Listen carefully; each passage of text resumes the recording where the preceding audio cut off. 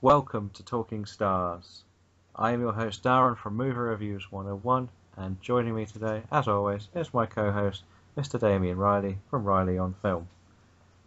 Hello there. Hello, how are you? Doing well. It's nice and sunny outside. And just back from another trip? Yeah, I was down in San Diego, Old Town San Diego, walking around, eating ribs, having a few beers. It was very nice. Oh yeah, I was on a work trip too, being trained, but that was just a side thing. The luxury lives. That's right. Mhm. Okay, well, today we're going to change the show slightly by just doing a review on one film. The film we're going to look at is the horror movie Hush, directed by Yes. Mike Flanagan and starring Kate Siegel. And the simple premise of this movie is a deaf writer who retreated into the woods to live a solitary life must fight for her life in silence when a masked killer appears at her window. Mm. That's all they give us. So when you enter this film, you really know it's going to be just a simple cat and mouse chase between these two. Yes. Yes. We are going to have plenty of spoilers in this review, so if you have not seen it, come back when you have, unless you want to know what happens. We'll leave some things for you. Not We much. we will start by looking at the location for this film and why our character, who his name is Maddie, is Mhm. in this location. Okay. So she is in a house in the middle of the woods, writing her next, trying to write her next book. Yes. It's not going very well for her, as I recall. Yeah, she's struggling with elements of what to go with in her book. Yeah. Yeah. And the last one was a mega hit, Hmm. what I remember. Yes. Now, with this location, we create the isolation needed for a horror movie. Because one of the worst things is if it's in the middle of an apartment building where there's people upstairs, downstairs, out the window who can Right. help her. So we know there's no help. We never see any roads. Really, she has a glorified driveway, which does make the presumption that she is truly away from any sort of easy running Right. distance from anyone who could actually help her too. And she Yeah. has a friend who lives walking distance away, but we never know how far away. Right. They don't clarify that. And she doesn't drive, so we know she definitely walks, Yes. I Yes. believe. And that is Sarah, which Yes. and there she's trying to help Maddie, motivate her, keep her happy, and she's also dealing with a breakup, I believe Maddie's character was, and Yes. also has a friend she chats to on Skype. I believe that's everything about Uh huh. Maddie and at her house. It's not the most in depth of what it is because we don't need to learn too much more about her, apart from that she has the ability to study something in different like visions as such. She can see an outcome of walking in one direction. She analyzes a situation very well in her head, which is Yes. what has helped motivate her to create her stories, Hmm. or the thriller story she had first created anyway. Yes. And if I may jump in real quick, there is a part. I know there's a part in the middle, and I remember a part in the end where she goes and speaks to herself.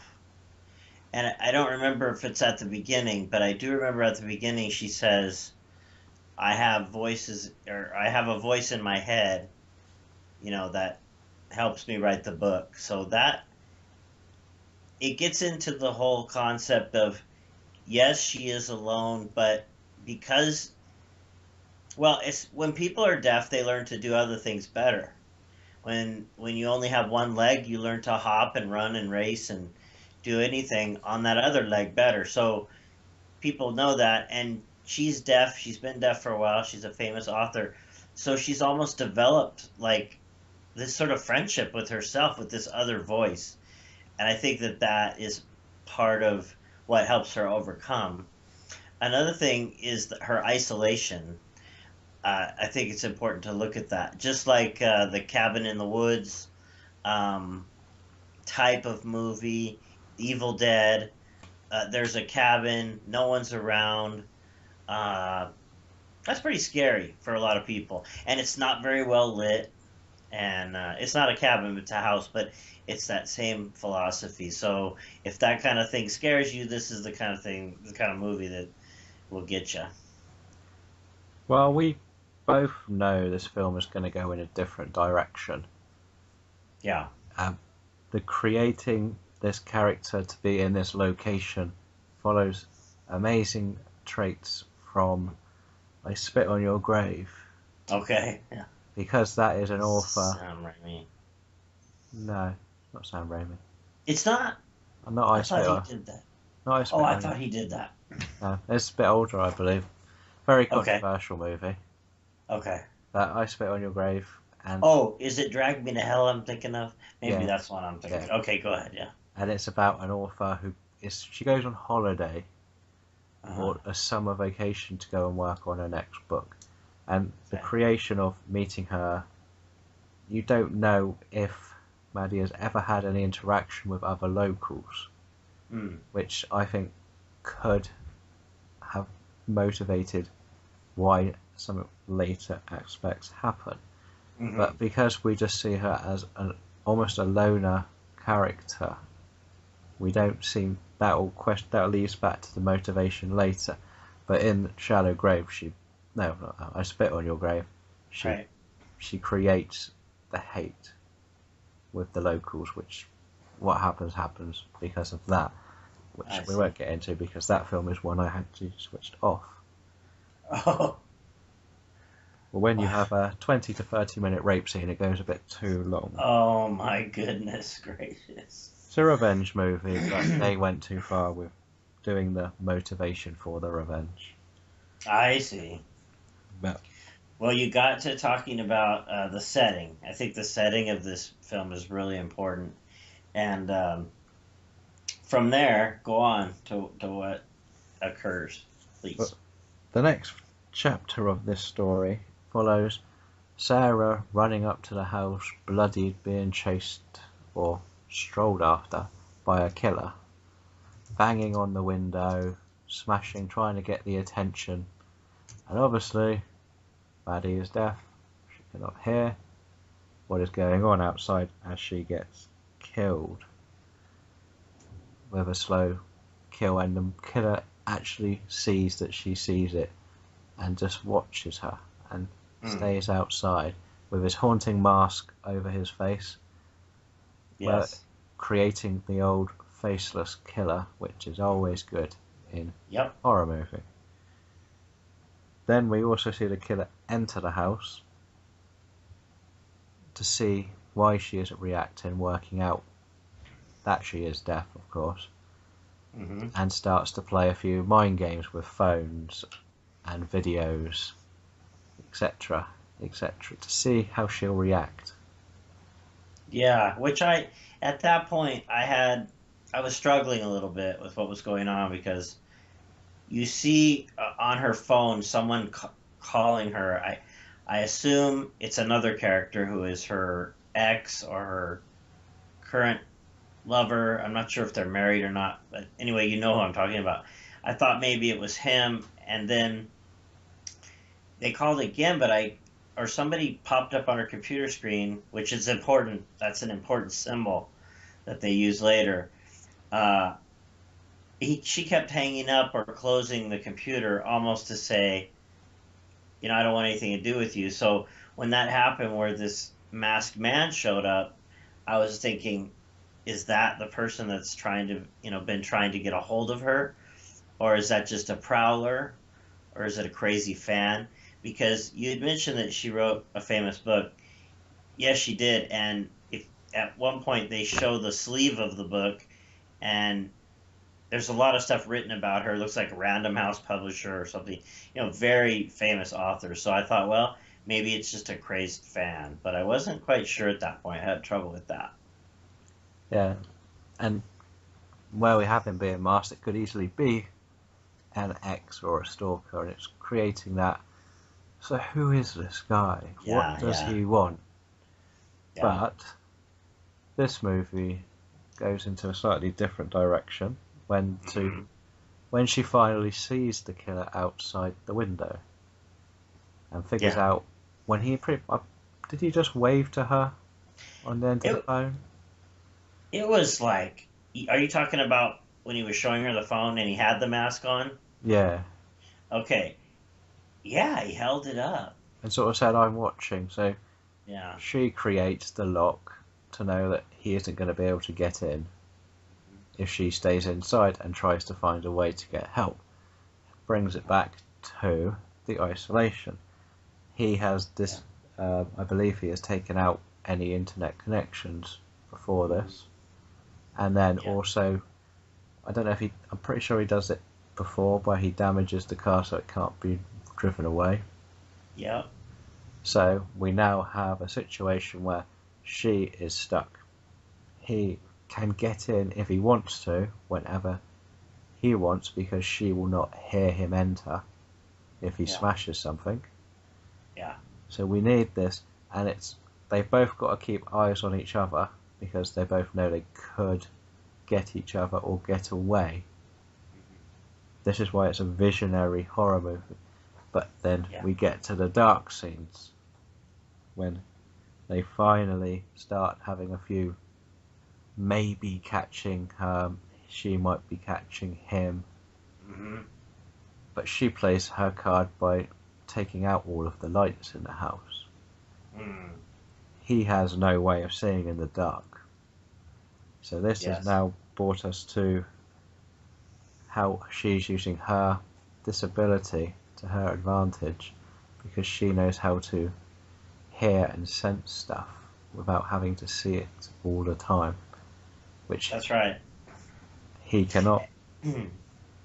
Yeah, he cannot. And I thought there was something different about this mask too, and I don't even know, really that it's worth taking a long time talking about it, but to me, it was the kind of mask where it looked like it was sort of part of his face. Like until you really watch the movie and see what it is, it's a really scary mask. In Halloween, they used Captain J. Kirk as the mask to put on him, and that became scary. Uh, there's a lot of masks that play in. Jason, Voorhees of Friday the 13th has the hockey mask, but this one, it's a little bit different, and I just think that needs to be said because they put some creativity into it. It's not anything that costs a lot of money, not a lot of makeup or anything, but it's just strange how he made the mask. I thought Yes, you don't just throw it on. yeah, it does help to make him feel like a faceless killer, though. It Probably, doesn't yeah, need to be truly like Scream unique looking. right, It needs to make him look like he could just be the guy doing a burglary, could be a killer, he could be a stalker, he could be anything with that yeah. mask on. That's true. You said that well. That's what But I wanted to say. the problem with the mask in this, which I think is the biggest down, as well as it does work in the end, Mm.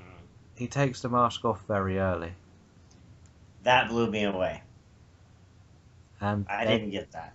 we don't understand why he did because we know, but then he could have done it because he thought it was a guarantee that he could kill her Yeah. and there would be no witnesses whatsoever. So Hmm. he wanted to actually let her see her killer. It Yeah. it poses a few more like if he was faceless and took it off near the end, it wasn't an impact removal, but it also takes away any potential suspects. Yeah. And to me, I had a feeling from the beginning when I saw Mike Flanagan, his name, and I looked him up. He was a great filmmaker. He did Oculus and some other movies. Um, so I knew that if they're going to take away that aspect that builds suspense so well, that mask, that he's got something else. He's going to approach the rest of this movie because it was quick. I mean, it was like maybe not even 20 minutes into the movie. He shows his face, and all the posters and promotional pictures and the trailers, they all show the masked man. So when he took it off, I was thinking, well, that's weird that they did that. But at the same time, I know they're going to approach suspense from a different angle. So I was excited to see how they did that.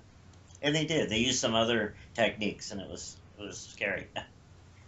There's one moment I thought when he took the mask off, I thought the grand reveal was actually going to be the husband of Sarah's character, or boyfriend, I think it was husband. Yeah, I Because think we it hadn't was. met him until. Hmm. So this could easily be him just having a argument with her, which led him to stab her a couple of times and then look to go and finish the job, and Yeah. then ends up at Maddie's house. But Hmm. later in the film, we see it isn't him either, Hmm. and it's just the IMDb credit is man. That's it. That's right. I remember that. And Yeah, as it's we just said, man. and as we see later in the film, we get to see a lot more of the analysis ability that Maddie seems to possess, of what she thinks she can do to escape or not escape, which is great because it goes all the way to what would happen if it was the wrong choice and he would kill her. Yeah. That shocks you the first time because you think, wow, that seems a bit rash, and then that's in her head, and then they did it again to you, and you're like, come on, can't keep doing this. And then it leaves you thinking, well, what's going to be real? The next scene, will any of it, the next scene, be real or not? That's right. Yeah. And another thing, when he took the mask off, it made me think, this is a guy. Now he did he get hurt first before he took it off? Not by her, I Oh, don't think. okay. I can't remember Uh, fully remember. I don't yeah, I think he can't remember did. either. I think he We was. should have taken better notes. But the point is that I'm trying to make is that it showed me that he was kind of just a regular guy. I mean, a really sadistic kind of guy. You know what? I just remembered. Yeah, he kills the friend, and that is very brutal. I mean, it's not just like, okay, your friend's dead. I stabbed her in the neck. It's like over and over and over. He just stabs the heck out of her. The director must have said, really go for it. And I thought that was just wow. This guy's serious. He's not just your average run of the mill. I'm gonna go hit these houses and try and see what's in them and steal it. This guy, he knows how to kill. He's a killer. Um, but when he took that mask off, either that or I was even thinking maybe even he's like satanic or something. Thinking maybe he's like some kind of a you know just mythic character in a horror movie because he just really killed with relish. Like he was, knew how to do it really well. But when he took that mask off, he just, he had like I think he had a goatee, just regular guy, guy you'd go have a beer with, kind of a look to him, and so that kind of made me think, wow, this he really is a bad guy, but he looks like a normal guy. Yes. It, Yeah. but that's where the element of where I think if they had revealed, maybe even seeing her going to the house, you could have seen an interaction that wasn't massive, Mm-mm. but it could have created maybe. But then, as we said before, the element of the unknown is just as much of a fear factor Yeah. because who wants to go and watch a movie and know, like a horror movie where it's like, oh, this is the guy who had this happen to him, so he decides to kill 50 people. Yeah. But There's one movie that you want that for, The Final Girl. Because in that movie, we talked about that earlier, how great that movie was. It's just showing like the aspects of every horror movie. So in that case, it's okay for it to be predictable, but in a normal horror movie, yeah, you're right. That's not satire. You definitely, you want it to unfold. You want to be surprised, and it does that from that point. It becomes a different kind of movie. It makes him vulnerable uh, when the boyfriend shows up, or let's go ahead and call him a husband. When the husband shows up, he's on the defensive, and now the masked man is now the one who has to fight. Yes, and it looks like he might actually be the one who's going to lose. Yeah, yeah. Even he says that after all is said and done, he says, I would have lost that fight." So he had to be down and dirty and take care of it But by then stabbing him. that was the only moment of the film what made me go, for God's sake, are you that stupid? When the girl decided to bang on the window and distract him. Yeah, yeah.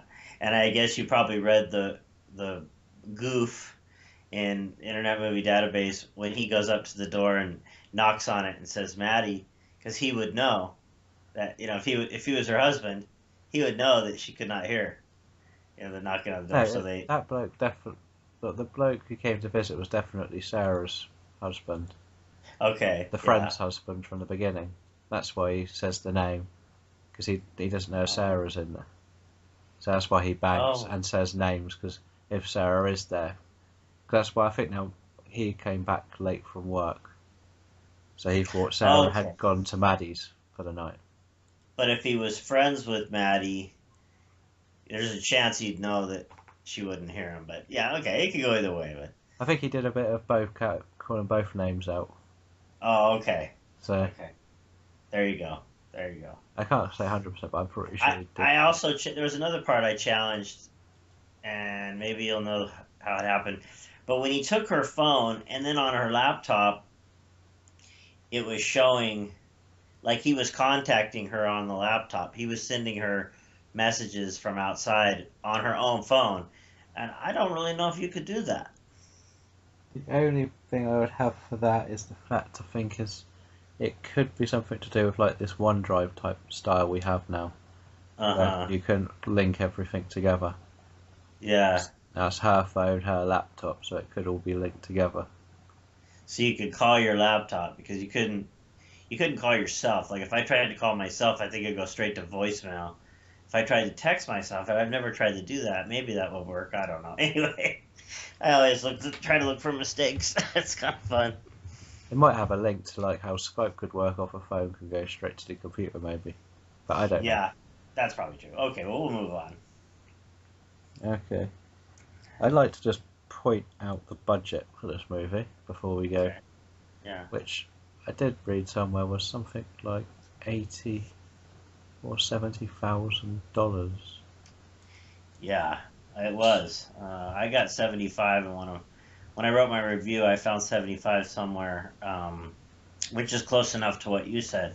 And to me, it's just so cool because this is a very simple movie, but it's a kind of movie you could go out, have a big spaghetti dinner and go watch this in the theater on the big screen, and you'd have a great time. Because I mean, it takes you on a journey. It's a great horror movie. It's like a thriller movie. There are elements of horror. I don't know where it would lean more, horror or thriller, but it's definitely a thriller. And they made it with $75,000. Now, all the movies that are playing now, including Finding Dory, are up in the what, $300 million range, And so I think that's what Captain America was, something like $300 million to make.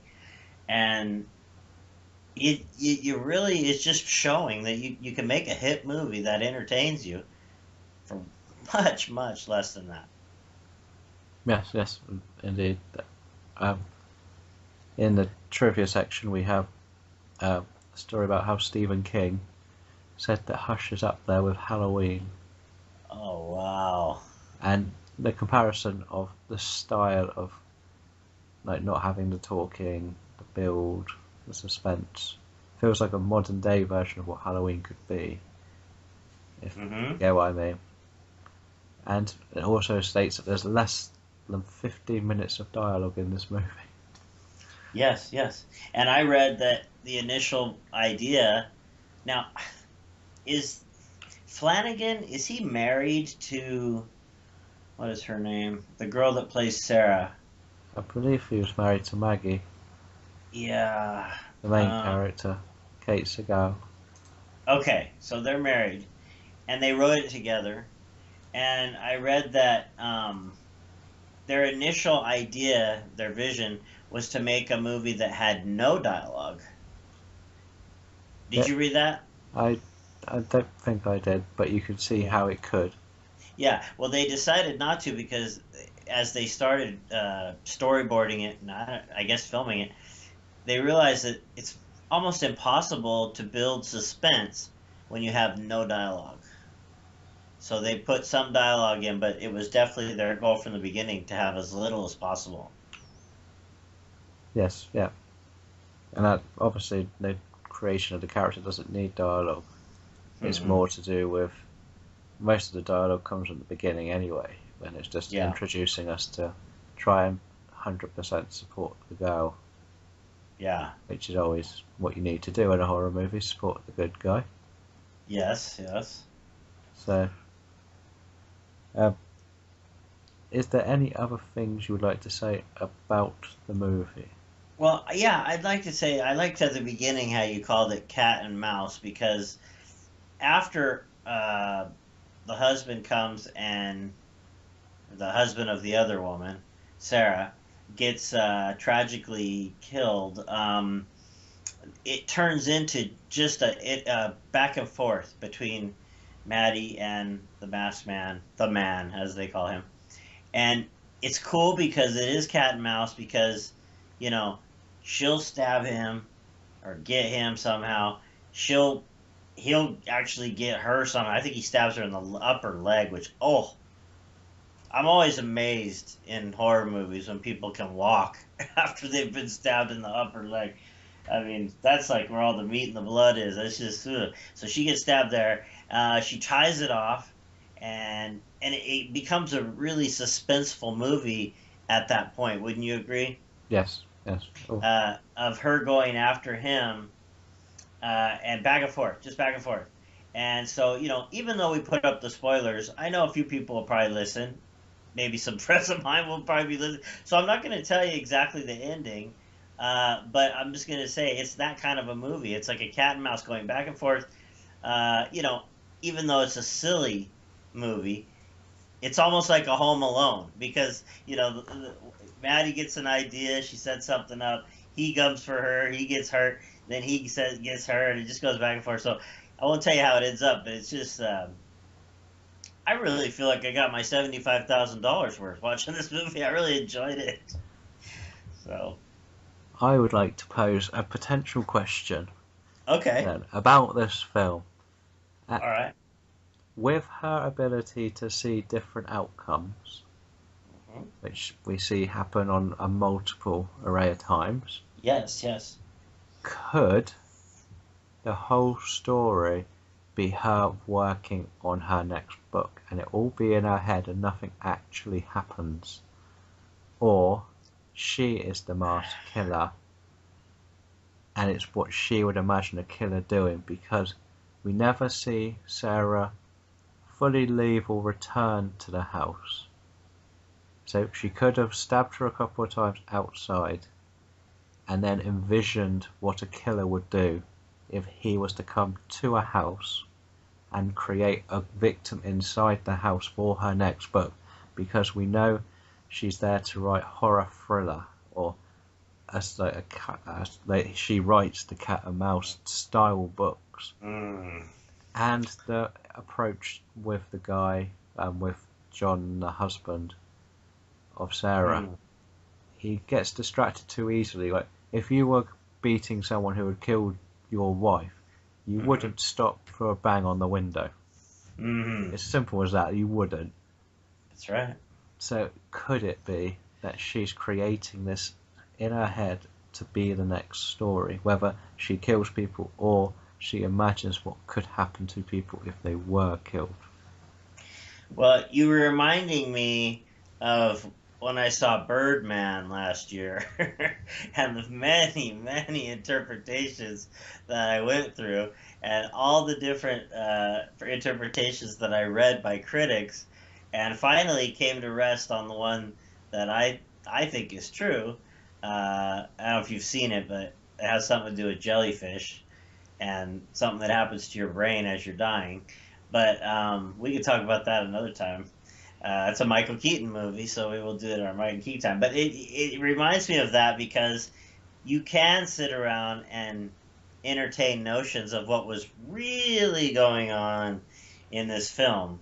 And I did think exactly what you're saying several times, mostly because she does talk to herself full body at some point.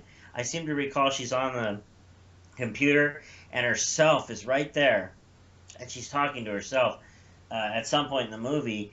And so, yeah, it could be all of this is going on in her head. And I told the person I was watching the movie with, I said, hey, maybe that's happening.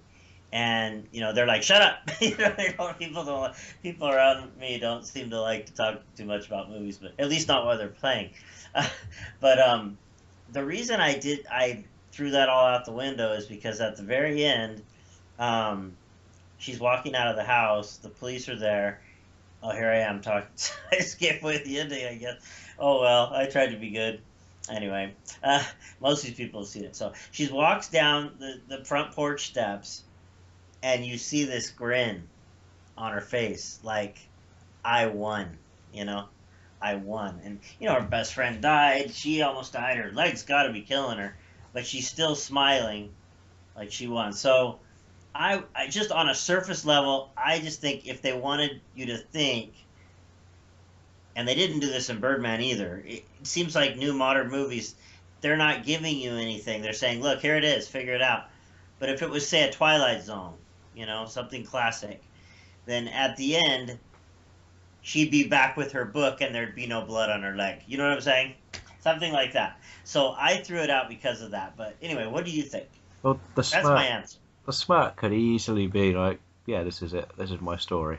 That's true. That's true. And we don't actually see the police arrive, from what I remember. I saw them approach. Yeah, they're on the perimeter. Yeah. So there could have actually been a call to say she had done something. Like, because obviously we saw, as I bring it back to the whole Sarah side of it, and I believe John might have called the police as well. Yeah. There could have been a police call. Yeah. But the one thing that really pushed this theory over, is one of the biggest uses of foreshadowing in this movie, and that's the smoke alarm. Okay. The smoke alarm is not just an alarm; it's those lights, the flashing lights, isn't it? Yeah. She can't hear it, and Yep. she uses that in her favour in the final battle. And maybe you can actually see how she's thought, actually, this hasn't been done before. This could be part of my story. And obviously it's been freshly used in the film as well, so if it was just a simple killer victim story, but if it was one she was trying to create, she would be trying to create something that only a deaf person could use as a weapon. You're making me want to see it again. Yeah, it's possible. You could take it as just straight thriller, suspense, cat and mouse killer, or you could say, it isn't what it seems. You could say either one. I'll oppose that argument as the fact that I know from what I've read on the IMDb that Mike Flanagan is a huge Stephen King fan. Mm-hmm. Stephen King did something very similar with Secret Window, where with the Johnny Depp's character had his character come to life while writing his book. I think that's a long time ago, but I did see that movie. I remember that movie. So that could also bring it back round. It could be his homage to pay his respects to King through that. But I'm probably looking too deep into this movie. That's what I do. The thing that's neat, that's what you do. That's what's great to listen to, hopefully. But I'll tell you, anything that you can't prove wrong, as far as I'm concerned, that's exciting to talk about. And I don't think you can really prove that wrong. You can't say that it wasn't that because they talk about stuff going on in her head. They talk about her writing things in her head. She's writing. That's the whole setting and premise of the movie. The beginning is she's writing. So it could be. And it would explain, that's another thing. It's like when you look at significant particulars like this mask, that he's got some kind of white makeup, almost clay type stuff all around the face, and then he's got this other thing placed on it. That's weird. And he's got a hood over that. Like I said before, why not just pull on a ski mask? But if a woman was imagining the most scary person she could imagine, she might imagine somebody that took extra time to become scary. Yes, and somebody who without the mask could just be an average person. Like Yeah. because obviously at the start you get the impression he's going to be disfigured under there. That's why most of the serial killers could wear the mask like that. It looks like it could be one of those burnt masks that they wear sometimes when you're freshly burnt. Yeah. Yeah, And yeah, it's yeah. and that's when he takes it off. It's like, well, actually, I'm just gonna, as she's writing the story, she's telling her, actually, I'm just gonna make him a normal-looking guy who wants to do it for pleasure. Wow. I That think could, you're right. I think you got me convinced. Yeah, it's probably it. And but it's the mysterious things when you see trailers and you see commercials, you see ads for horror movies. It's those weird things where you just go, "What? That's just a little bit odd and doesn't make sense." That makes you really want to go see it and be scared. I remember when I was a kid, Anthony Hopkins was in this movie called. He was very young. Magic was the name of the movie, and there was like this marionette puppet on the commercial, and all the commercial was just slowly zooming in while Anthony Hopkins was talking about magic or something, and then right when it got right on his head, the head turned, and it just scared the Jesus out of me. As a kid, I'd have to leave the room if that thing came on because it was just something unexpected. You did that. Wait a minute. So it was sitting on a chair. There's nobody's hand up under it. What's going on here? And it turned its head. That's creepy. So like on a different level, that mask. It's like you're like, what the heck is that mask? That's actually what drew me to watch the movie. Was seeing it on an ad on Netflix. I was like, what the heck is with that face? I gotta watch that. And so that pulled me in to watch it. So now what you're saying is that might have been her first idea, but then when he takes it off, she's rewriting and she's saying, "Well, no, let's just make him a normal guy because that mask thing's not going to quite work." and even if he is a normal guy who starts in a mask, a bit like what the strangers were, Yeah, and they're just the masked guys, gals, weren't they? yeah, And yeah, I think they took them off, didn't they? And just turned out to be like some kids, yeah, and it creates that like, so you wear it to start with, and you become something fresh and villainous while looking like you could walk down the street after this and not raise any eyebrows to what you've done. yeah, yeah. That's great. That's fun. That's fun stuff. But yeah, as far as I'm concerned, I think we covered it all. If there's anything you want to bring up, No, I think we should go straight into our ratings out of 5. I'll let you go yeah. first. Okay. Okay. So I just want to say that there's better movies than this, but what I do when I rate horror movies is I rate them within their genre and what I think the production and the direction and the actors what they're trying to do. That's how I rate movies. So having said that, I don't want to say that this is like a Forrest Gump, that the whole world can go see and enjoy. This is definitely a horror movie, definitely a suspense movie. But for what it is, I gave it a 5 because I think it's a perfect thriller, not a perfect horror. I think of it more as a thriller, but went ahead and gave it a 5 out of 5. If that's the kind of movie you want to see, you're gonna love this one. Basically, because I'm a little bit more stricter on my ratings nowadays, Yeah. I am leaning more towards 4.5 Okay. because I think again, as I always say, horror is too subjective to get perfect fives nowadays. I Yes. will see a lot of people who want gore get turned off, Mhm. and the lack of dialogue will make the lazier horror fan lose interest. Right. That's not what I like to say, but I've seen it and I know that it happens. But what about for you? Like, did you feel that that convention, even though it was a new sort of convention, do you feel that that convention of not having as much dialogue, did that work? Yes, it does work because I think the silent ones sometimes can come off better. Because if she was talking and screaming, we would have got very annoyed, and it would have been very, oh, it's this again. Yeah. Between the two trying to have dialogue, it's, why are you doing this? What do you want? And because she couldn't do that all the time, Yeah. we don't need that, and he doesn't need to explain either, Yeah. or like carry her along with whatever he wants to say. So, but I Yes. stick with my 4.5 because no film is. I don't think a horror film will get a 5 this year from me. I see. Well, you still got half a year, so I'm being a lot stricter with my ratings this year. I'm being that's harsher good. and stricter because I used to go mad with my ratings and give like. I gave The Dark Knight like a 99 out of 100. It's like Yeah. probably about a 9, 9.5.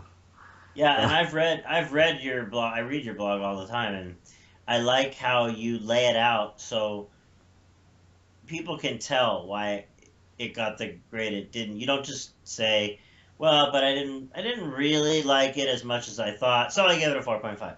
No, you always like say, "Well, this is why," because I think it's going to lose because it didn't have the dialogue that most horror fans are probably going to want, So you say it in your reviews, and I've gone back and forth. I'm still really new at this, as you know, but I'm learning in my reviews that I definitely want to tell people why it lost a star, you know, rather than just go, it was pretty good, it was okay, I like the performances, 3 out of 5, and never say where. How do you feel about that? You think you should tell readers, why it lost stars?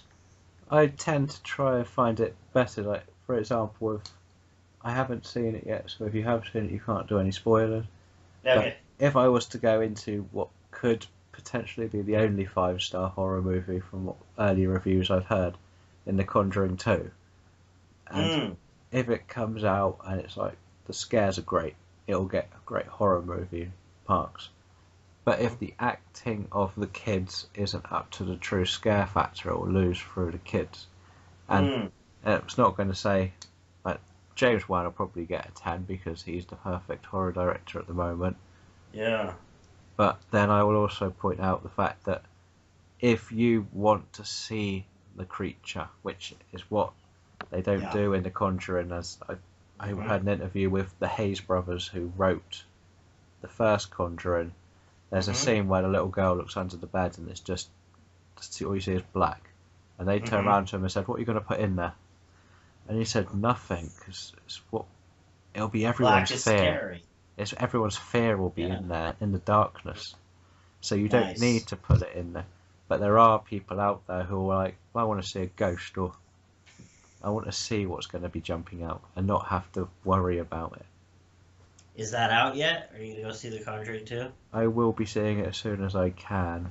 It is out. I haven't. Okay. I have other. I have another show I've got to do for Independence Day, so I have to see that first. Oh yeah, well that'll be great, of course. Um, I'll try and I'll try and see that. But like you said, that was good. Sorry to take the time of the show, but that's coming out in America after, right? Is that what you said? I believe Independence Day is out this weekend in America. Oh, I may have to see it with the wife, and we'll talk about it. But we'll move on. Close up, hush. Um, so yeah, so I give it a 5. You gave it a 4.5. Um, just a great movie, and made on a really shoestring budget. I'm looking forward to what they're gonna do. They're sort of becoming a husband and wife writing, acting, directing team. Yes, but my one fear is Ouija 2. I've Why? I've seen Ouija 1. Yeah. I was gonna watch it, but it got really low reviews, and I've kind of been waiting. I will see it though, because I want to see all from that year.